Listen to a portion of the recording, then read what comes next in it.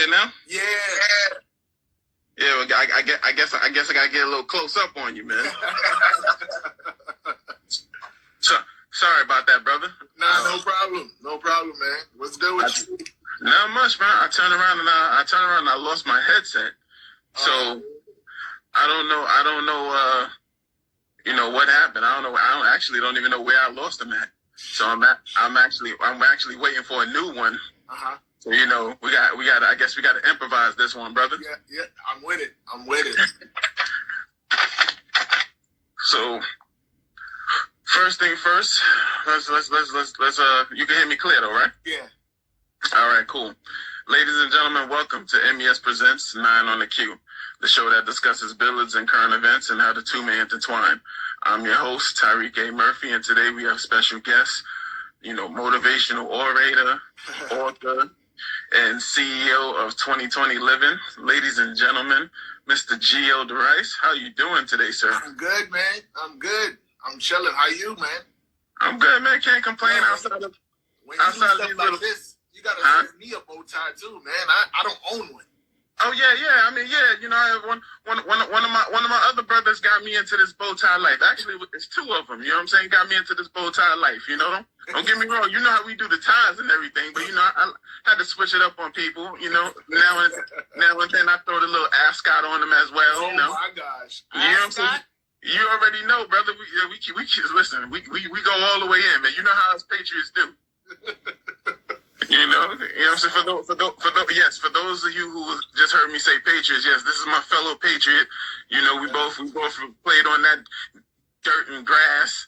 You should see the field now. I know, right? Like 10 minutes from there, and I'm like, I wish I had this. I would have actually went to practice. Yeah, it was hurtful. I seen it when they first put it up, which was like maybe I would say about 3 or 4 years after we left. Yeah. All of the turf, the goal posts, everything.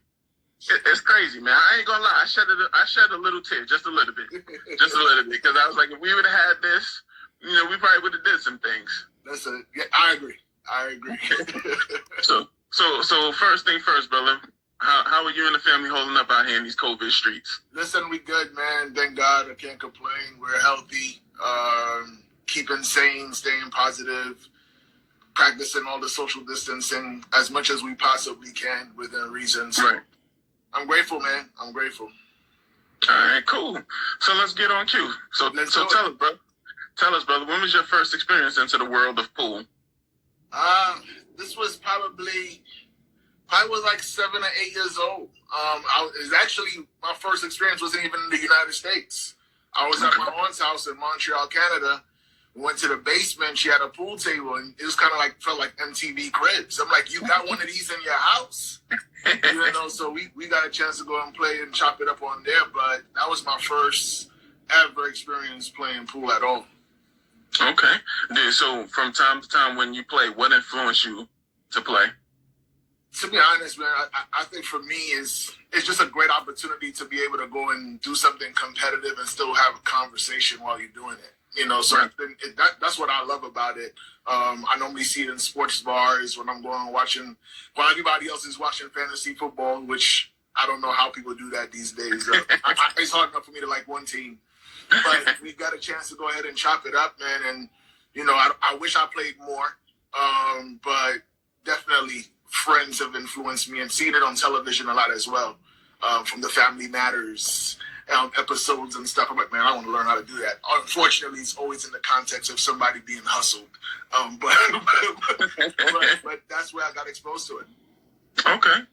So tell us, digging in, just a little bit, in today's spectrum regarding inspiration, as an author, what is your impetus do? What impetus do you commonly utilize to formulate your book projects? What's your driving force? Yeah, I mean, first and foremost is my faith. I think I believe in God, and I feel like I've been brought on this earth to share that, like to share hope, make people see things on the glass half full perspective. And so a lot of it is really just seeing what has been possible when you do believe that there is something to go and to go after. And so that's what's been the thing that's driven me, is seeing a lot of people with so much talent, but unfortunately, because of their belief system, they're not able to achieve the maximum that they could. And so my whole idea when I'm writing a book is to speak to that version of them in their future and hopefully entice them enough to believe that that future is also possible for them. So that way they can go ahead and actually live and do what is necessary today to ensure that they're able to do that. And so I think when you start seeing like your future as bright as it is, you start seeing that sun about to rise, you run towards that. And so I think when you see that, you hopeful of like, oh snap, I can get this, I can get that. That's my whole biggest drive. So when you see me write a book, whether you see me writing a post on Twitter and my bad. People, it's always they call you when you on a live, man. This is all the time. So yeah, but the biggest thing for me is just like, that's where I'll get my drive to write. And I'm always like reading people's comments and I'm seeing like, oh my gosh, another Monday. Oh my gosh, man, COVID done took everything from me. 2020 is canceled.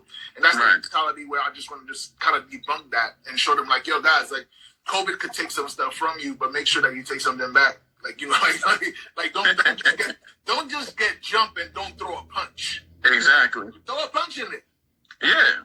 You know, I tell people all the time, you know, when I have conversations with them, I say, listen, although we're going through this, you know, health crisis, you know, 2020 has given, you know, or is giving people, a lot of people, the opportunity to actually jumpstart or finalize some things that they had going or needed to get going. You know, no one per se, in my eyes, you tell me what you think about this, should be coming out of 2020 in the same position that they were in at the beginning of this year or even the year previous. I think everyone should have taken this time to, you know, level up in some type of way, whether it's educationally, whether it's, you know, as some form of asset, some type of property you may have acquired, maybe, you know, some addition to the family, or maybe even, like you said, you know, finding a religious component, you know, to help, you know, drive you. I mean, what's your take on it? I think that's a great way to look at it. I think that for me, I think that you should be better, right? I think one of the things that I love about this whole situation is that I feel like anyone can make ideal conditions work. The people who can win all the time are the ones who can make the less than ideal conditions work. Mm-hmm. So we are not realizing the opportunity to train when it's not ideal. Mm-hmm. Like I don't want that training, but when the training chooses me, I'm gonna show up and take the training. Like absolutely. I see the opportunities here, and as much as we wish for it to go away, I'm like, there's still, when you wish it to go away, the things that was embedded in it to go and help you get to the next level, that goes away too.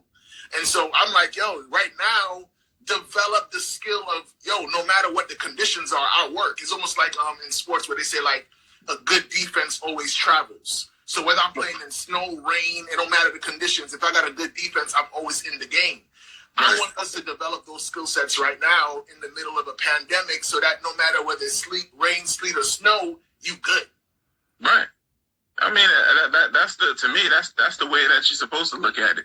So, I mean, just to dig in slightly to what you were talking about, you know, what are some of the books that you've written thus far? I mean, I know, but you know. Yeah, no, I mean, I wrote the book, The Thirst is Real. That was my first book. That was back in 2014. And that was the whole thing about like just identifying what your passions are and how do you kind of chase that passion and turn it into something that could actually make you a career. Right. Then I went this year, I decided that after people been bothering me, now when I say bothering me, I mean that in the most nicest way possible. It was not basically they were aggressively, you know, what's the word I want to use? Aggressively, you know, coercing you into coming out with some new material. 100%. Aggressively motivating you, so to speak. That's the best way to put it. I like the way you put that there. And they were just saying, yo, Geo, man, like, you saying all these things in speeches. You saying all these things in videos. Can you put this all in one place for us to all get it? And so I'm like, yo, like, all right. And they gave me the title. They're like, yo, you got Geo's Gems. You should write a book called Geo's Gems. And I just kept on thinking about it. And then I had like a list of 100-something gems already. And so it wasn't like I wasn't collecting them. And so when they asked me to do it, I did it. Man, it's been blessing people like crazy, man. Just I had a lady the other day message me and say, "Yo, Gio, I overcame my fear of driving. I got my license in the middle of a pandemic." You know, so now you think about that liberation that I was telling you about by having this motivation. And now she's like, "Yo, what else am I scared of that I need to conquer?" So this whole idea, man, of just writing this stuff out, the Geo's Gems, man, absolutely amazing. 52 of them in there. You know, I love Ray Lewis, so I put 52 for an homage of my goat over there. Not to flashback anything, but I believe that was his number in high school. But I'm not gonna say nothing. I swear that was his number in high school. Whose number? Mine? Then you had 52, or was it 62? I had 56, and then I had a different number. That's a personal subject, man. When Coach didn't order my number my senior year, I was so tight. I was like, I can't play. Like, I got the bandana back in the days when we was in school. And you was like I don't know if people know this. I mean, they see you with your bow tie. They don't know how pretty he really was. Yeah. Had his thighs had headbands, people. Like this is the level of coordination that he was at. Levels. I'm trying to tell people. I was a how shall we say? I was a big guy version of Deion Sanders. You know, had the headbands, was looking flashy. Everyone thought, because I wasn't, filthy, I wasn't playing until they looked at the highlight tape, and then all of a sudden they see somebody getting up off the ground because of a hit. You were it. You were it, man. I remember my freshman year seeing this guy, and I'm sitting here like, dang, yo, why my face mask ain't got that tape exactly synchronized? You didn't think that this guy was an interior decorator or something. Like, yo, dang, this thing is so nice with it. But, Deion Sanders, the big version of Deion Sanders, I think you nailed it. That's the perfect metaphor so people could visualize how this guy looked on the football field. It was crazy, man. Absolutely, man. So tell us, as a motivational orator, how difficult, if at all, is it to develop and disseminate quality, curriculum in this social or health crisis that we've been in? I think there's so much, we've been so inundated with so much information, and we don't know what's true or not true, right? That becomes challenging because it's like everyone has something to say, and when everyone has something to say, we can easily say, yo, let's just turn it off. Like, everybody's like, get away from it, detach yourself. And I think that becomes the greatest challenge. And so I don't say the word difficult. It becomes challenging because you need to be more concise with your communication. You got to make sure that you're able to speak in pictures so that people can see those 1,000 words that you're trying to say. So less is more in a time like this, which means that those who really are about that business and really about crafting their messages a certain way, they're able to go ahead and do so. But I would be lying to you if I said that the health crisis, the social crisis that we're going through has not made that challenging. It actually, what I would say, attack your hope. It attacks your faith when you see all these things happening around you. And so that's why you got to go and make sure you put in good, positive stuff into your head so that you're able to go and overcome everything that's outside of you. Right. So with the Black community calling for systematic reform and budget reallocations across the nation, yourself as a Black man, as a husband, and as an educator, what do you think should be the government officials' essential priority? Education. Here's why I say that. I believe if we just focus on reform, systemic reform, reallocation of budgets, we may not realize that what is being done, if we're not educated, is just creating newer mousetraps. And what I mean by newer mousetrap is we still trapped. Like, we're not really free if we're not educated, right? So I think education and that whole idea of equity so that people are at the table. I heard one lady say this, bro, and I never will forget it. She said, if you're not at the table, you're on the table for lunch. Yeah. And I'm like, what? And when I heard that, I was like, yo, we have to be at the table, or we gonna be that turkey on Thanksgiving that people are eating and feasting off because we just don't know. And so I think it's not just creating the system, but let us be a part of co-creating that system and also educate us so that we are able to go and be self-efficient in being able to create the reform ourselves as well, and not always be reliant of others. Right, right. So with tragic instances like Breonna Taylor and the Breonna Taylor case, how do you feel, or rather, do you feel there should be more protection in regards to Black females, and or do you yourself want to provide more protection to Black females in your life? And would that result to you using the Second Amendment? That's a great question, man. I had to go and really look up the Second Amendment to see what was really about. And I think that I'm married to an amazing woman, Black woman, and obviously my mom, my family members, so many Black women doing so much amazing things right now. I think we have to exhaust every option possible to make sure that they feel protected. I think some of the lack of protection is the very reason why they haven't been able to elevate. Like people are able to elevate when they feel protected and they have a sturdy platform. They know that they're valued. And so I think we need to make sure, and I think Kamala Harris being a vice president is a step in the right direction. I think seeing the lady, I forgot her name, who was just killing it on CNN during the election. You remember her name? It's right there. It'll come to me, man. It'll come to me. But I feel like you can't produce at that level if you don't feel protected. And I'm not just talking about obviously in the Breonna Taylor case in terms of just that cost her life. Like, she died with these bullets going through her. I think that we want to protect them at all costs.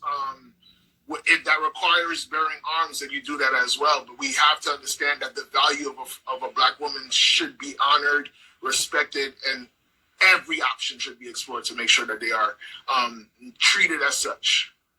Right. Coming back to you saying that, we need those positive components, with the strong need of positive influence, would this be the great time for your entity, 2020 Living, to motivate society, and how? I think I've had conversations. First of all, it is a great opportunity. There's no time, I think right now when people are thinking about, oh my gosh, this is such a bad time, and this is the time where people like myself who do this kind of work have to step up to the plate. We can't grow weary of doing good work right now. We got to double up.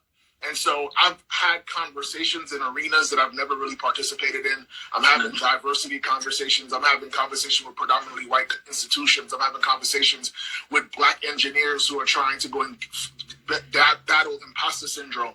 And the reason why I'm going into these arenas that I'm not used to going into is because I noticed that there is an opportunity. And while everyone right now is questioning everything, I think in the past, before this pandemic, before all this social unrest that's been happening, everybody felt like they had all the answers. They weren't asking any questions. Now I feel like things have turned and people have questions, seeking out answers. And so it requires people who are full of wisdom, people who are humble, willing to listen and teach, to be able to go ahead and help people while they have the questions to now go ahead and find the answer. So right now, how do we do that? It's again, being okay with being in spaces that you don't think you belong in, and going and doing kind of like what John Lewis says, doing good trouble. You gotta go and be willing to go ahead and do that, because if we're not willing to go and do good trouble, then we in trouble. Right. Exactly. So I think how do you do that is, again, get to the table, have conversations, and the requirement to having these conversations is not comfort. Because comfort is the opposite of growth. You got to go into these places that are uncomfortable and start to develop yourself and say, yo, if I ain't good at it right now, I know that I'm going to get better, but you have to be present to have that development happen. And so just participate, do your part. All of us, when we do our part, we'll be able to go ahead and bridge that gap to really make sure that it has an impact. In 2020 Living, we're definitely doing that at a high level.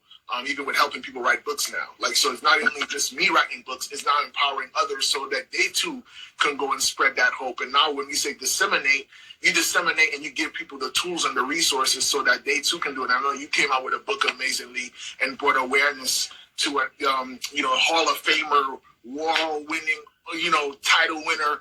Like, you brought that awareness, and so again, you are disseminating that and showing us too. When we talk about look at all these amazing things that Black people have done. There's a lot of stuff like Cicero, Cicero, right? Like Cicero, Cicero, yeah. Cicero. So like, no, like if people know that, it's like, oh snap.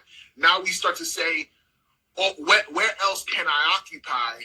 Now when you know Hall of Famer, so it wasn't like, oh, he played a little bit. No, it's a Hall of inducted into the Hall of Fame. Now you're at a certain level. Now you start to say, well, dang man, there's no ceilings no more for me. And so I think that that's super important in the times that we're living in now.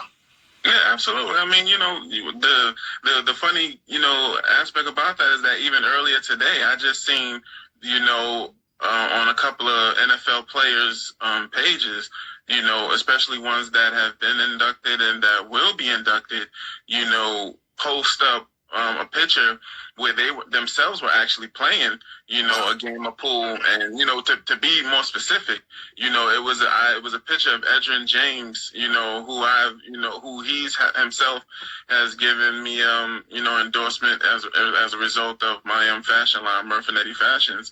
But he took a picture with DMX, and I think they had played a game of pool.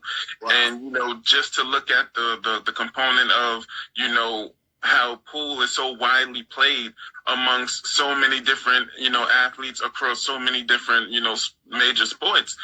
People would think that pool is really just a recreational game, but this thing is really big. And for my grandfather to be able to do what he did, to break that diversity line and set the tone and allow individuals to be able to pick up that cue stick is really important, man. I mean, it's something. We're talking about today's current history. Current sports, Black American history that we're talking about. So, bro, it's powerful. I can't tell you how many times I've seen photos of the athletes with their Hall of Fame basement, and they have all these nice jerseys around, and in the middle of that room is typically a pool table. Mm-hmm. Every man cave got one. So that's pretty cool. Have the pool tables here, yeah. Absolutely. I mean, absolutely. Yeah, so there's no question about it. It's something that's big. But to come back to your point where you were talking about, good trouble, do you, as a bonus question to you, do you think organizations like our Black Party and, the young elected officials will get the support that they need, or even, the Until Freedom by Tamika Mowry, by Don't Complain Activate by former President Leslie E. Redmond from the Minnesota branch of the NAACP. Do you think organizations like that will get the support that they need from the Black community to stimulate that good trouble that you were talking about? Listen, it's a tricky question because I don't want the answer to be no, right? Like, because to me, if the answer is no, where do we go from here? Right? Like they're the greatest intentions in the world never change anything. It requires intentional action, and so we need to realize, yes, NAACP, yes, so and so president, but we are. If there's a president, we're Congress, the Senate. Right? And so we got to understand that we too have power collectively, and we have to do that good trouble together. We have to go and know what's on the agenda. We have to know how do we carry that out on a practical level. And honestly, if you don't know how, ask the question. Like you ain't got to go and try to look like you know everything. Just ask them, how can I help? Right. And they will tell you. But if you don't ask, it's almost assumed that you don't want to be a part of it. Right.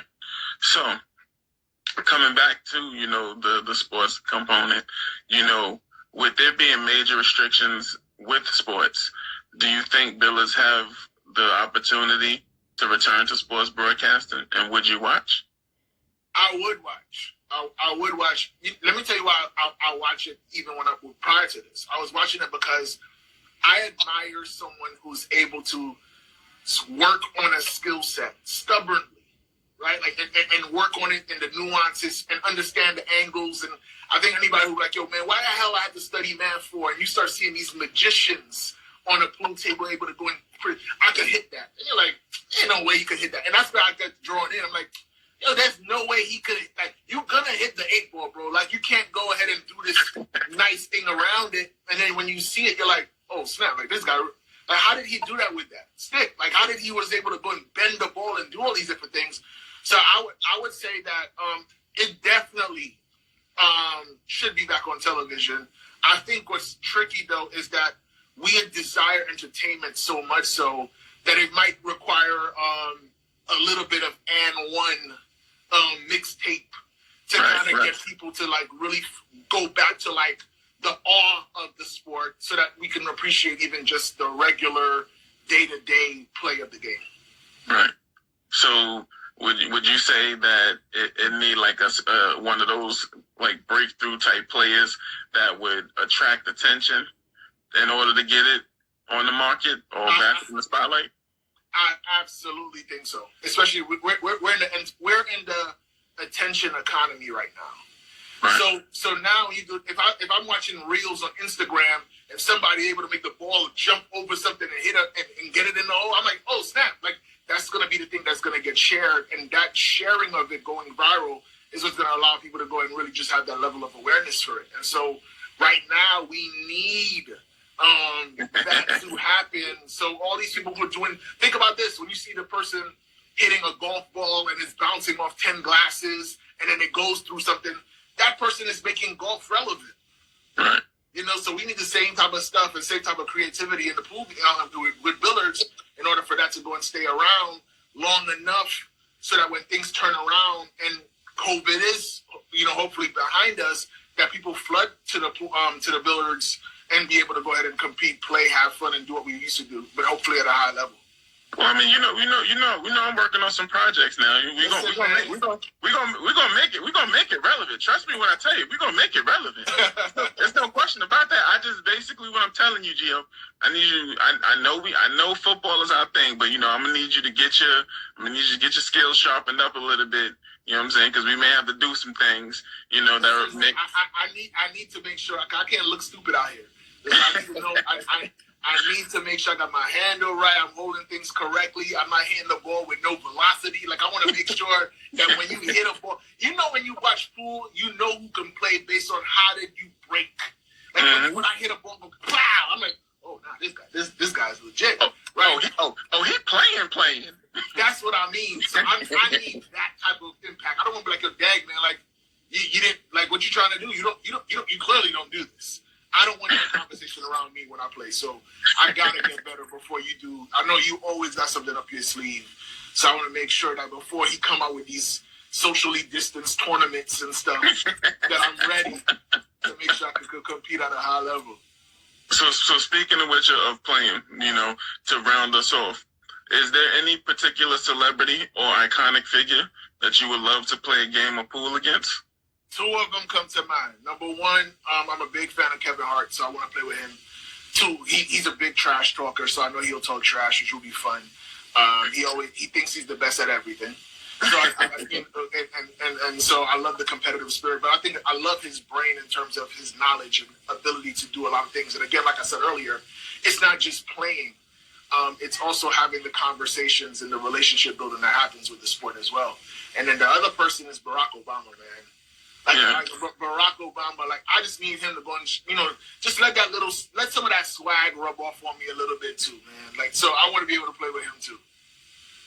Okay, all right. So somebody, my friend Tim here sent a message in saying, asking why doesn't the white ball have a number on it, or the white ball control the table?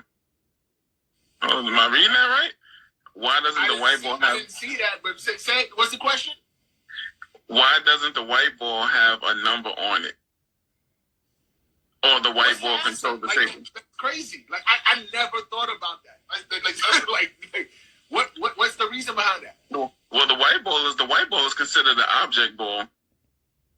So it's used excuse me, let me rephrase that. The numbers are considered the object ball.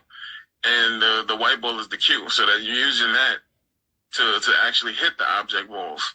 So from my angle right there. Now, if we got to dig in deeper and I may be missing something, then I'll gladly call, a couple of the pool experts, to come on in and be able to answer that question a little bit more deeply. That might be a good post to follow up with, man, because that's a very interesting question. It reminds me of like people like why we gotta write on white pages or all the different things that people say. So that's very interesting. Yeah, we gonna get to the bottom of that, Tim. Just hold on. We gonna get to the bottom of that. But in the meantime, Geo, you got anything you want to let us know about that's going on with you that we should be on the lookout for outside of your clear cut new book, Geo Gems? Yeah, Geo's Gems. Next year I'm gonna come out with an audible version of it. A lot of people have been telling me we want to hear you read it, and I could add some motivation on that. And then the other biggest thing is really just continuously helping people become authors. So I got this whole system called First Book Done. You'll see more about it in the future, but we've been working on that. I got a new IG handle for it as well. And I just want to help birth 100 new authors. If I could get 100 new authors that go and talk in different audience industries and share that hope and show processes and teach people how to get stuff done at a high level, then I think that it will address that education piece that I said earlier that will allow people to be able to become self-efficient and create the new realities that they want versus always needing a lending hand. Right. Okay, so tell us where can people connect with you? I mean, we know you on Instagram because we doing the IG Live. Yeah, exactly. So what's some other ways they can connect out? Yeah, geoderice.com is a great way. You can go and find what I do, what I speak about. Firstbookdone.com is where you can find a free masterclass that we got where I teach you how to go ahead and write a book the right way. Not just write a book, but write one that impacts and provides income at the same time. So those two resources, Geo Derice, that's GeoDerice.com. And then First Book Done. Yeah, I would say it real slow. Like, is that the end of your name? Yeah. That's how many things he got going on. He got to make sure he's spelling his own name right. Listen, they have First Book Done, man. At firstbookdone.com, get that free masterclass. It's a great 1 hour and a half conversation I had with one of my mentors who's been able to sell thousands of books. And so we chopped it up and just gave everything we knew about the business. So you can go ahead and get that class free as well. So thank you, man, for putting this out here. I couldn't find no sweater, but I made sure I put some back. I wanted us to match a little bit. It's not exactly the green, but it's close enough. Yeah, no, it's there. Don't worry about it. You good? I mean, I'm not gonna lie. I was looking at that for a second. I was like, maybe I should have my people turn around and take this and do, the little magical stuff that Oprah did with the interview that she did with Obama and have it like we in the same room or something like that. You might have to explore that, man. Take your show to another level. I'm saying, yeah, we're gonna leave that for next year. For next year, we're gonna change a couple of things up. You know what I'm saying? We're gonna change a couple of things up. We're gonna leave that going into the next year. Yeah, but we're gonna do something, brother. We're gonna do something. And as we were sitting here talking, it just hit me. Actually, Vlad was the one that wore 52. He did. You're right. He was the one that wore 52. You're right. So yeah. You're right. Yeah, brother. See how much we. What number you wore against? I had 70. You did have 70. Yeah. When I was on JV, I think I had 78. Okay. Yeah, I know Ren was 78. Yeah. Varsity. Yeah. But even though I, we already know, even though I had 70, I wasn't really a lineman. I was just like slash. You know what I'm saying? I was a fullback. Yeah, you know what I'm saying? I was slash. I was an old lineman. I was a D lineman. I was a fullback. I was a kicker and kick returner. I forgot you were a kicker. I'm just saying, man. We could have turned around and we could have won some. We could have won some things if Coach would have just realized the very versatile player that I was as a big guy. I'm telling you, I was the big guy version of Deion Sanders. You definitely was. You gotta look. You had some light feet, man. You had some light feet. I'm not trying to tell them. People think I was playing it when we did the 40 and I ran 5 flat, and that was because I tripped.